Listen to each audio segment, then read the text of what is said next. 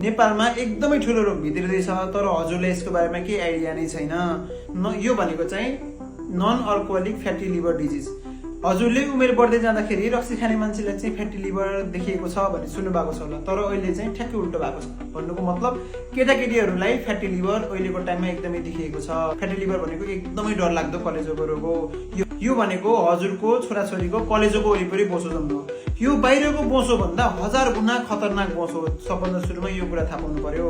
र यो किन भइरहेको छ त भन्ने कुरा, अहिलेको टाइममा नानी बाबाहरूले एकदमै खाने कुरा भनेको चाहिँ जङ्क फुड। यो कारणले गर्दाखेरि अर्को भनेको चाहिँ लिक्विड ड्रिङ्क्स भनेको लिक्विड सुगर, त्यो भनेको कोका कोला हुन्छ, सँगसँगै स्प्राइटहरू हुन्छ, अरू सबै कुरा।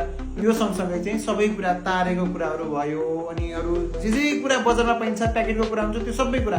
यो सबै कुराले गर्दाखेरि चाहिँ हजुरको छोराछोरीको कलेजो एकदमै बिगार्दै गइरहेको छ। यो कुरा चाहिँ हजुरले अहिले एकदमै थाहा पाउनु होला। यो कुराले गर्दाखेरि हजुरको छोराछोरीको जीवन चाहिँ जोखिममा जान्छ। यो कुरा ख्याल गर्नु होला र के गर्ने भन्ने कुरा आफै विचार गर्नु होला।